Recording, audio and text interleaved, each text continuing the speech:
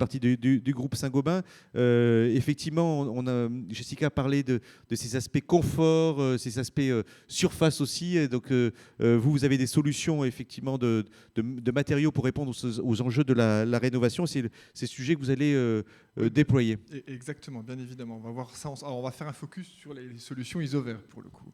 Donc, on va regarder les solutions multimatériaux, puis un peu de comprendre un peu ce que nous essayons de faire justement pour pouvoir permettre cette transition énergétique. Alors là, j'ai souhaité présenter notre cartographie de nos différents sites de production parce que ISOVER, on est un industriel français et on est implanté un peu à l'échelle, enfin, on a différentes implantations à l'échelle de notre territoire. On ne fabrique pas que de la laine de verre, on fabrique de la laine de verre, de la fibre de bois, de la laine de roche, donc on fabrique même de la laine de coton depuis peu d'ailleurs.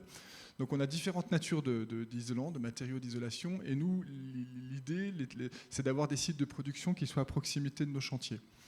Donc on voit la répartition géographique de nos différents sites de production. On voit aussi l'approvisionnement en matières premières, l'objectif étant qu'il soit le plus proche possible de nos sites de production. C'est bien évidemment, ça s'inscrit encore une fois dans une logique environnementale pour minimiser le transport en amont.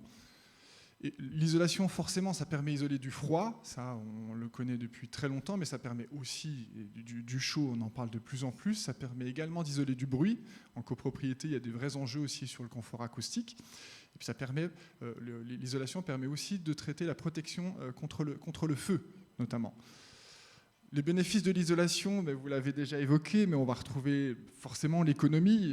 La consommation énergétique liée au chauffage, notamment, est une part très importante pour les ménages. Le confort thermique et acoustique, la qualité de l'air intérieur. Quand on sort d'une passoire énergétique et qu'on isole un bâtiment, forcément, en termes de qualité de l'air intérieur, il y a un gain qui est très important. Et la pérennité du bâti. On rénove, on donne une valeur patrimoniale à notre bâti et la réduction de l'empreinte environnementale. Le bâtiment, c'est 28% à peu près des gaz à effet de serre. Quand on isole un bâtiment, forcément, on limite sa consommation énergétique et donc par conséquence ses émissions de gaz à effet de serre. Là, une petite présentation pour essayer de comprendre d'où viennent les ponts thermiques, d'où viennent les déperditions énergétiques en copropriété. Ce qu'on constate, c'est que sur une copropriété, on a quand même 30% des déperditions énergétiques qui viennent des murs. Les fenêtres, 21%, la ventilation, 24%, on en parlera tout à l'heure, mais les ponts thermiques, 9%, d'où l'intérêt, et je rebondis sur ce que vous avez dit tout à l'heure, de s'inscrire dans une logique de rénovation globale en copropriété idéalement, parce qu'on peut ponctuellement faire des travaux dans une copropriété. Je trouve que ça n'a bien évidemment beaucoup moins de sens que quand c'est coordonné, quand c'est global. Et puis forcément, quand on s'inscrit dans une logique de rénovation globale, la ventilation est nécessaire. Oui, alors ce que j'expliquais, c'est qu'une rénovation globale et performante, ça nécessite aussi de rendre son bâtiment étanche à l'air, forcément. Quand on isole, pour que le bâtiment soit performant, il faut qu'il soit étanche à l'air. Donc ça implique nécessairement l'installation d'une ventilation. Je vous ai parlé de la différents types... Étanche, mais pas trop. Hein. Il faut aussi qu'il y ait la ventilation, effectivement. C'est ce que vous dites. Hein, non, en fait, ce que je dis, c'est les deux. C'est-à-dire qu'il faut que ça soit étanche, mais notamment la régulation de la vapeur d'eau, par exemple, la condensation dans les parois, il faut qu'elle soit régulée et contrôlée. Donc étanche à l'air au maximum, par contre, réguler et gérer la diffusion de la vapeur d'eau à travers les parois. C'est ça, on peut isoler, mais il ne faut pas en faire un Tupperware sur lequel... Alors, on peut isoler, mais ça implique nécessairement de réguler la diffusion de la vapeur d'eau. L'un ne va pas sans l'autre. D'accord ? Alors après, un bâtiment, pour qu'il soit performant, il faut qu'il soit nécessairement étanche à l'air. Et donc nous, on fabrique différents types de matériaux en fonction des applications. Donc on va retrouver notre laine de verre, on fait ça depuis 80 ans, la laine de roche depuis un peu plus de 70 ans, la fibre de bois depuis plus de 20 ans, et la laine de coton, c'est très récent. Donc justement, on va retrouver les dates en fonction de la nature de matériaux. Donc je dirais que sur la stratégie de nos matériaux, sur la matière première qui compose nos matériaux, la logique, c'est de développer des matériaux qui soient recyclables à l'infini, par exemple, pour la laine de verre, en intégrant un maximum de matières premières recyclées en amont, et puis permettre aussi en fin de vie de pouvoir recycler nos isolants. Sur la partie biosourcée, c'est justement d'utiliser des matériaux biosourcés qui sont notamment avec du pin de Douglas, par exemple, si je prends l'exemple de notre fibre de bois qui vient à moins de 60 km de notre usine. Alors, la laine de verre, c'est notre isolant historique un peu le couteau suisse des isolants, dans le sens où c'est un isolant qui a beaucoup de domaines d'application. On va retrouver, c'est une solution qui permet de traiter le confort d'hiver, le confort d'été également, et c'est une solution qui est très compétitive quand on compare ça au prix du R du marché. Alors c'est très, on parle de prix, on ose parler de prix, mais la précarité énergétique, elle touche les ménages les plus précaires, donc pour moi ça a beaucoup de sens. C'est une solution qui est 100% recyclable et qui est composée pour l'instant de 50% de verre recyclé, et puis on a l'objectif d'augmenter cette proportion jusqu'à 80%. Le verre recyclé, bon, là, je me positionne en tant que consommateur. C'est le verre, la bouteille qu'on jette comme ça. C'est le pot de confiture, oui, la bouteille de vin, le pot de crème anti-rides, c'est tous les contenants en verre que vous utilisez, que vous allez jeter. Pourquoi vous parlez de pot de crème anti-rides en me regardant? Allez, c'était une blague. Mais parce que je faisais référence à nos spots publicitaires qui en parlent.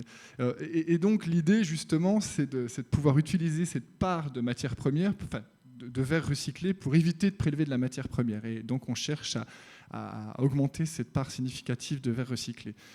La laine de roche, c'est une solution qu'on a dans notre catalogue parce qu'il y a certaines applications où on a besoin d'avoir un isolant qui soit résistant au feu. La laine de verre l'est, par exemple. Mais on a besoin, en plus, d'avoir un isolant qui va apporter la résistance mécanique. Et sur certaines applications, on a besoin d'utiliser la densité de la laine de roche, notamment, par exemple, sur les toitures métalliques, mais sous l'isolation sous chape, sous sarking ou sous enduit. On va retrouver notre isolant en fibre de bois, donc avec la marque Isonat. On fabrique deux types d'isolants en fibre de bois, des isolants souples qui sont prévus pour l'intérieur et des isolants rigides qui sont prévus pour l'extérieur. C'est fabriqué à base de pins de Douglas dans des forêts qui sont correctement gérées à proximité de notre site de production. On a des avis techniques pour l'isolation intérieure, pour l'isolation extérieure. Alors en isolation extérieure, ce n'est pas nous qui détenons les avis techniques, c'est les tenants de système. Donc je vous invite à vous rapprocher de Weber, de Stowe, Olpan, etc., qui eux auront des avis techniques pour ce type d'application. On va retrouver aussi la laine de coton, l'isolation biosourcée. Donc pour le coton, on ne sait faire que de l'isolation intérieure, mais c'est un isolant qui plaît beaucoup aux plaquistes, notamment grâce à son confort de pose. On va retrouver en termes de lambda, des lambda 37. On était sur du 36 en fibre de bois. Là, vous avez des copropriétaires face à vous. Ouais. Le lambda, c'est quoi alors? Le lambda, c'est la conductivité thermique d'un isolant. Plus le lambda est faible, plus un isolant isole, pour faire simple. Donc, sur la laine de verre, on va être sur des références entre 30 et 32. On a des solutions à 35, mais la fibre de bois commence à 36 et on va jusqu'à 42. La laine de coton commence à 37. Donc là, c'est la capacité d'un matériau à ne pas diffuser un flux de chaleur. Et ce flux de chaleur, il est en hiver comme en été, dans un sens comme dans l'autre. Donc plus c'est faible, plus c'est isolant, c'est ça? Plus c'est faible, plus c'est isolant, exactement. Voilà, donc la laine de coton, c'est moins isolant que la laine de verre. Alors, sur la partie thermique, oui, le lambda est moins performant. Mais après, pour pouvoir répondre efficacement avec le même niveau de performance que sur une laine de verre, on saura le faire assez simplement, mais il faudra, au lieu de mettre 120 mm de laine de verre, on mettra 140 mm de laine de coton, par exemple. C'est ça, donc on joue sur l'épaisseur en fonction de cette capacité isolante. Ouais. Exactement, on joue sur l'épaisseur. Alors après, les matériaux biosourcés impliquent par exemple la pose d'une membrane spécifique pour empêcher la condensation. Il y a des sujets techniques à appréhender en amont. Et voilà, j'ai fait le tour de la présentation. Voilà, merci à vous Antoine. Là, il y a des chiffres aussi qui sont donnés. J'ai une question d'un public. Allez, je la prends parce qu'elle était en lien avec vous. Je ne sais pas si c'est une question piège, hein, mais Thomas, voilà, qui pose la question. Que pensez-vous? C'est Benjamin. Merci Benjamin de me passer les questions. Donc c'est public distanciel. Que pensez-vous de nouvelles peintures isolantes dont on entend parler? Alors voilà, ça c'est des produits un peu... Alors j'en pense rien. Est-ce que ça existe? Il y a des peintures isolantes Alors pour moi, ça n'a pas de sens physique. Ouais. Donc je vous donne mon avis personnel. Ouais. Donc pour moi, je n'ai pas d'avis sur le sujet. Pour moi, un matériau, pour qu'il soit isolant, il faut qu'il ait une conductivité thermique et une épaisseur. Là, on n'a ni l'un ni l'autre. Donc, j'ai plutôt des réserves sur ces matériaux-là. Voilà, donc effectivement, faites attention aussi aux produits. Ensuite, Sur le confort d'été, c'est JM qui pose la question sur le confort d'été, qui dit: j'ai des doutes sur les performances de la laine de verre. De la laine de verre sur le confort d'été. Alors, pour vous répondre sur le confort d'été, c'est un enjeu qui est très important. Bien évidemment, il faut que nos bâtiments soient confortables en été. Ce qu'il faut comprendre en fait sur le confort d'été, les leviers pour être efficace sur le confort d'été, ça va être d'abord de limiter les entrants. C'est-à-dire qu'on va d'abord travailler sur les occultations et ça va être beaucoup plus efficace que de travailler sur la nature de l'isolant, par exemple. Ce qui est un élément important aussi sur les entrants, c'est-à-dire les occultations, c'est-à-dire qu'on va la lumière, des stores, des volets roulants, etc. Donc ça, c'est un des leviers qui est beaucoup plus efficace avant de parler de la nature de l'isolant. On va aussi travailler sur la ventilation nocturne. Rafraîchir un bâtiment, c'est un des leviers aussi qui fonctionne très bien en termes de confort d'été. On parlait du lambda, la résistance thermique d'une paroi, c'est un des leviers aussi les plus importants. Quand on se protège du froid en hiver, on se protège aussi du chaud en été. Ça, c'est mécanique. Après, l'inertie, parce que la question subsidiaire, quand on parle de confort d'été, de laine de verre, c'est par rapport au poids du matériau. J'aurais tendance à dire que c'est anecdotique. Pourquoi ? Parce que sur le confort d'été, l'inertie était un élément important. Ça, il faut décrire pour le public qui nous regarde, parce qu'on parle d'inertie. Alors pour vous, ça c'est quelque chose d'évident. C'est quoi l'inertie ? L'inertie, en fait, c'est la capacité, c'est en fonction du poids du bâtiment. Pour vous expliquer tout ça très, très simplement, puis vous parler d'expérience que chacun connaît. Vous avez déjà visité une église en été. Dans une église en été, on a une sensation de confort, parce qu'il fait frais. Mais pourquoi on a cette sensation de confort ? Parce qu'on a une structure qui est extrêmement lourde. On a un gros œuvre qui est très lourd. Et si, pour revenir tout de suite au cœur du sujet, par exemple, sur une copropriété, on a des parois qui font, en moyenne, on va dire, sur un mur, 700 kg à peu près par mètre carré.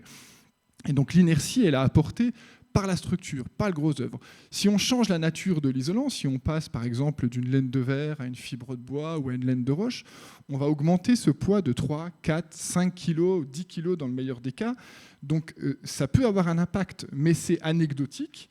Et il y a des tas de leviers qui sont beaucoup plus performants pour travailler sur le confort d'été. Oui, donc ça veut dire l'inertie, c'est je chauffe, mais comme finalement c'est lourd, je mets du temps pour chauffer. C'est ça, exactement. Et donc quand ça devrait être chaud, mais on arrive, c'est de la période de nuit. C'est ça. Et donc du coup, il fait pas trop chaud. Exactement. Donc quand on veut travailler sur le confort d'été, il y a tous les leviers que j'ai cités précédemment, la ventilation, l'occultation, etc. Il y a aussi, pour être très concret, le nombre de parois lourdes. C'est-à-dire que, prenons l'exemple de rampants, par exemple dans les appartements haussmanniens, les appartements sous comble, quelle que soit la nature de l'isolant, si on n'intervient que sur ce levier-là, excusez-moi, je vais être un peu défaitiste, mais le bâtiment ne sera pas confortable de toute façon. Il faut trouver d'autres leviers pour être beaucoup plus efficace que la nature de l'isolant. Voilà, d'où la nécessité de Jessica de s'entourer d'un maître d'œuvre, de faire une bonne étude, un bon DTG en amont. Hein. Exactement. Voilà, donc je crois qu'on a fait à peu près le tour là, sur les questions. Sur l'inertie, vous avez tout dit. Hein, vous avez répondu là, sur la laine de verre. Alors, oui, vous avez répondu. Alors, oui, il me semble avoir répondu. Tout ça pour vous dire que à l'échelle d'un bâtiment, le poids de l'isolant, c'est à peu près 1%. Ouais, donc on peut intervenir et essayer de choisir un isolant qui soit le plus lourd possible sur ce 1%-là. Ça restera marginal comme action. Donc il y a des leviers plus efficaces que celui-ci. Merci.